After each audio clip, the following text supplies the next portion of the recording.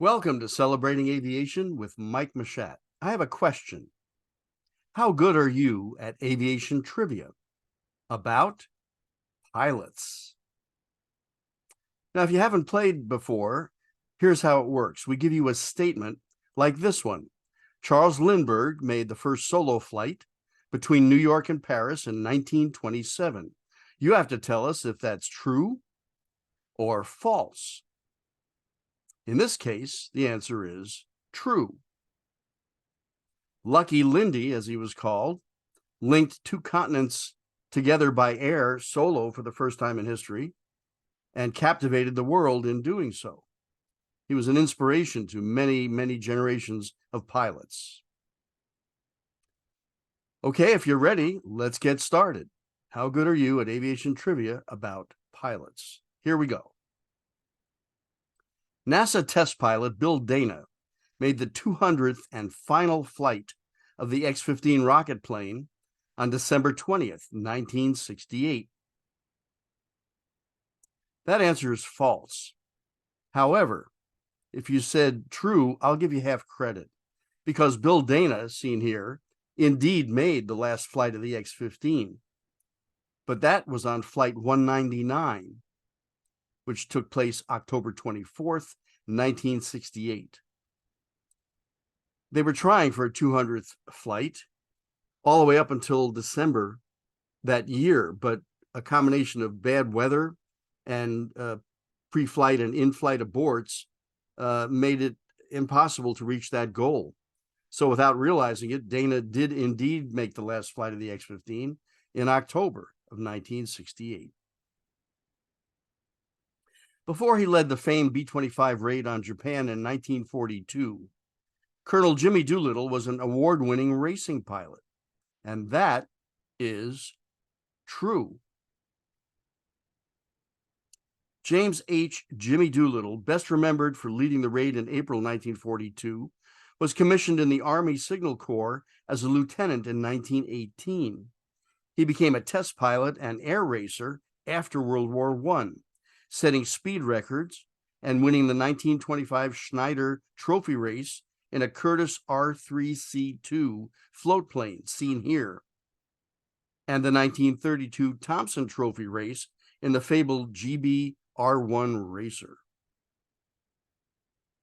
The first woman to earn a pilot's license in the United States was Amelia Earhart, and that's false. Amelia Mary Earhart began flying lessons in 1921 and became the first woman pilot to fly solo across the Atlantic Ocean in her Lockheed Vega in 1932, and solo across the Pacific from Honolulu, Hawaii to Oakland, California in her Lockheed 10 Electra in 1935. However, the first woman to become a licensed pilot in the United States was Harriet Quimby in 1911.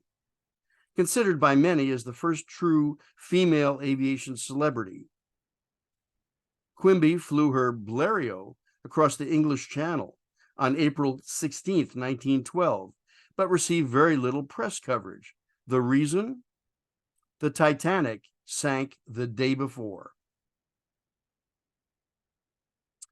In 1934, famed pioneer aviator Wiley Post wore a special suit made by the B.F. Goodrich Company to fly his supercharged Lockheed Vega to an altitude nearing the stratosphere. That is true. Wiley Post was the first pilot to fly around the world solo, and he worked with the B.F. Goodrich Rubber Company to develop a high-altitude pressure suit made from rubber.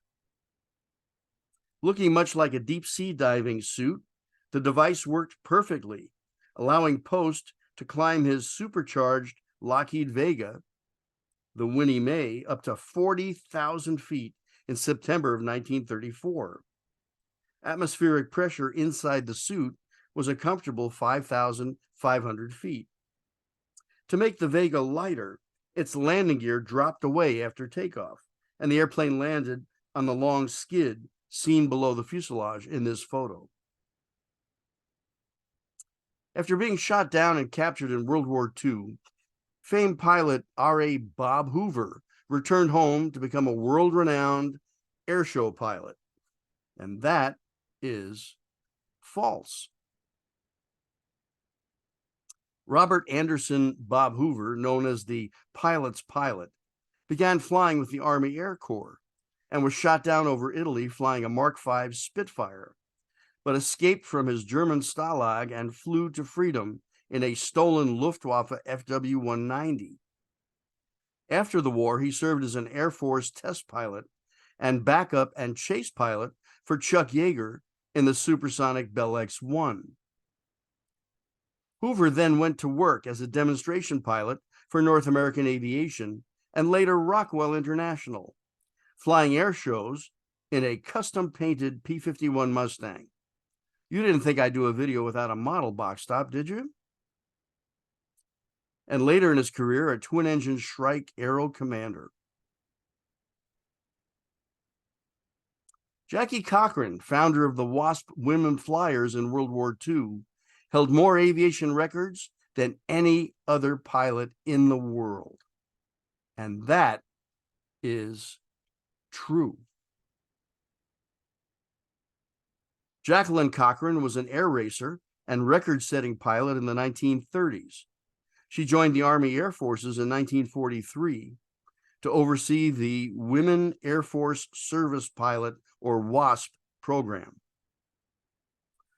Cochran was the first female pilot to fly Mach 1 in a North American F-86 Sabre, as well as the first woman pilot to reach Mach 2 and take off from an aircraft carrier, fly a bomber, and make a blind instrument landing. Jackie Cochran indeed held more world records than any other pilot and was the first woman ever inducted into the Aviation Hall of Fame. She is shown here in the cockpit of a Northrop T-38 with her friend and mentor, Colonel Chuck Yeager. After performing 2 barrel rolls in Boeing's $15 million jet transport prototype, test pilot Alvin M Johnston was fired the very next day. That is false. Test pilot Alvin Tex Johnston recorded many aviation firsts, and after World War II, he flew for Bell Aircraft as a test pilot. He won the Thompson Trophy race at Cleveland, Ohio, flying a Bell P-39 Era Cobra, and set a new world speed record of 373 miles per hour. In 1948, Johnston joined the Boeing Airplane Company and made the first flight of the YB-52 Stratofortress in 1952. In 1955, Tex was asked to fly the one-of-a-kind new 367-80 jetliner prototype over Seattle's annual Seafair on Lake Washington, where he barrel rolled the airplane not once, but twice. This is an actual map of the race course that year. And at 11:30 a.m., as a warm-up act to the Blue Angels, I should mention, Johnston entered the course from the southeast and dove down to 500 feet, accelerating to 500 knots. He then pulled up right over the course and executed a beautiful 1G barrel roll to the north, performed a Chandelle reverse course, and did another one to the south. The next morning, he was called into Boeing President Bill Allen's office, and Allen asked him, "Tex, what did you think you were doing?" Johnston replied, "I was selling airplanes." To which Allen said, "Okay, you know you can do it. Now we know you can do it. You don't ever have to do it again."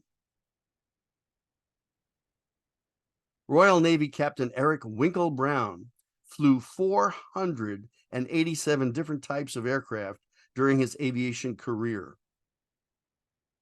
That is absolutely true.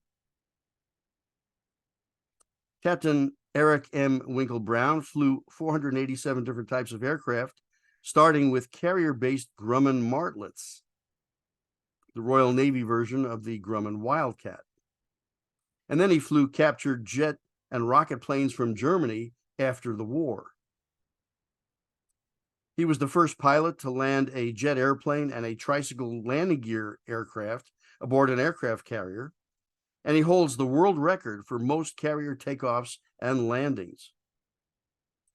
Captain Brown also managed to successfully recover from severe high-speed oscillations while flying a de Havilland DH-108 Swallow, the same type of aircraft that claimed the life of Jeffrey de Havilland Jr. in September of 1946. One of the last aircraft Brown flew was a Mach 2 British Airways Concorde, making for quite an impressive array of flying machines in his logbooks. General Curtis LeMay helped establish the U.S. Air Force Military Air Transport Service. And that is false. While MATS played an important support role in Air Force logistics, Curtis Emerson LeMay was an Air Force general who was deeply involved in the establishment of strategic bombing during World War II. And he helped develop the Strategic Air Command, or SAC, from 1948 to 1957. LeMay also led the Berlin Airlift in 1948 and served as Air Force Chief of Staff from 1961 through 1965. He is seen here in 1955 at the controls of the Boeing 367-80, being developed then as the Air Force's first jet tanker for the Strategic Air Command. Lockheed test pilot Robert Gilliland logged more time flying faster than Mach 3 than any other pilot. And that is true. Robert J. Gilliland was a 1949 graduate of the U.S. Navy Academy who joined the Air Force and flew combat missions in Korea before serving as a test pilot at Eglin Air Force Base, Florida.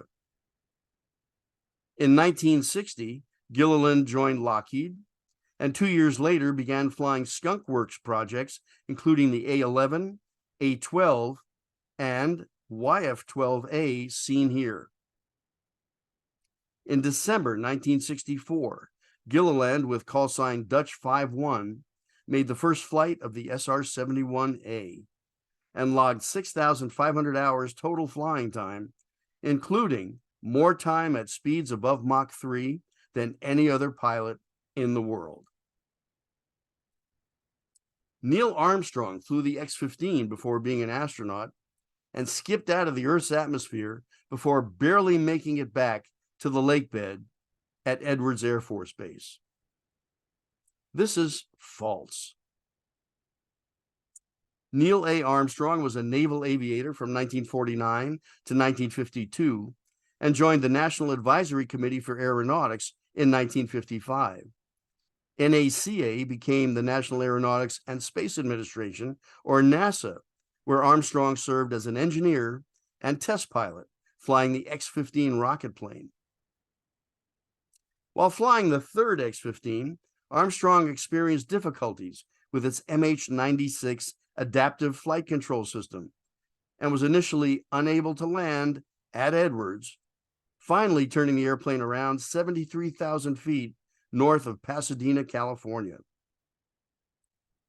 Because Rogers Dry Lake floods every winter, he decided to land at the south end of the lake bed to avoid running into any mud, which generated the often heard but untrue story that Armstrong barely made it back to Edwards with the landing skids of the X-15 barely above the Joshua trees at the edge of the lake. Not true. British test pilot Peter TWITS was the first human to fly more than 1,000 miles per hour in 1956. And this is true.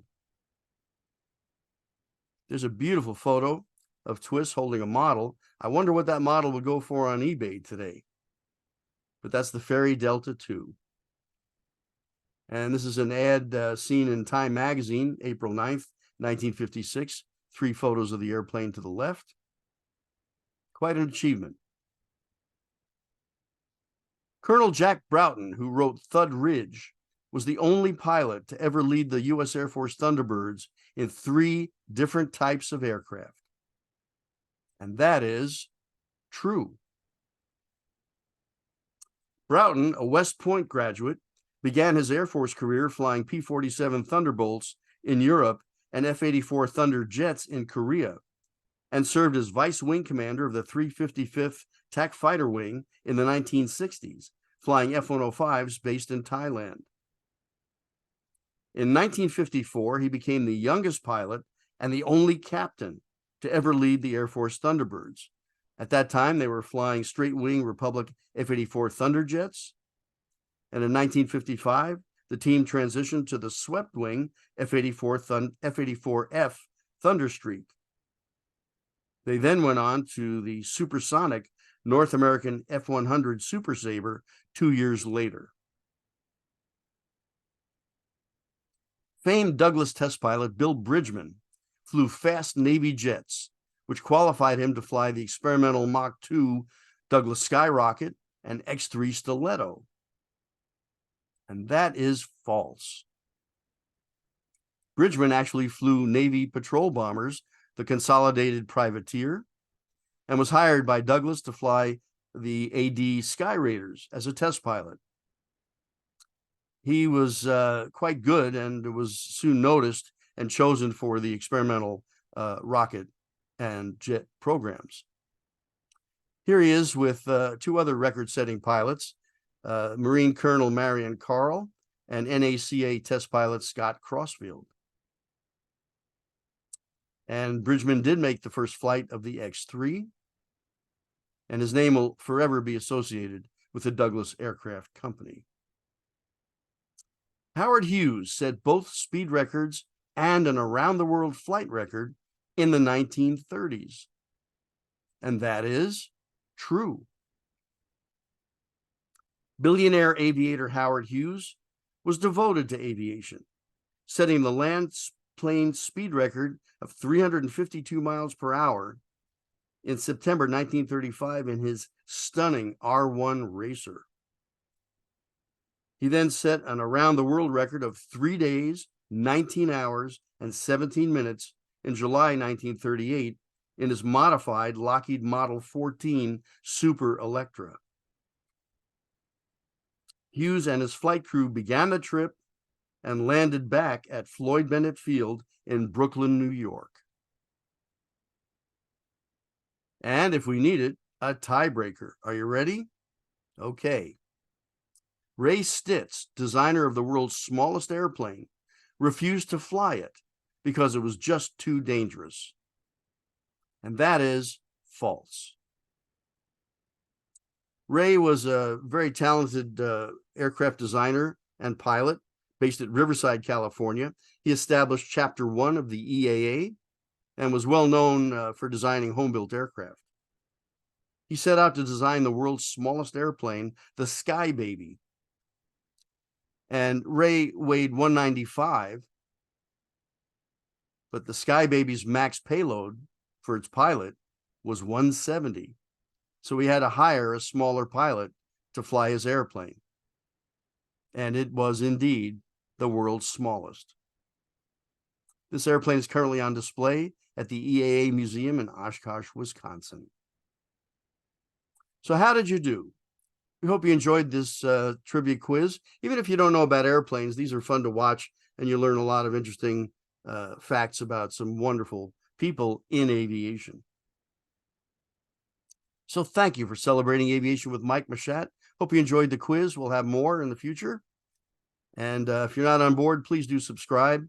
And please hit the like button on the way out. It does help us with YouTube. Until next time, as always, take care.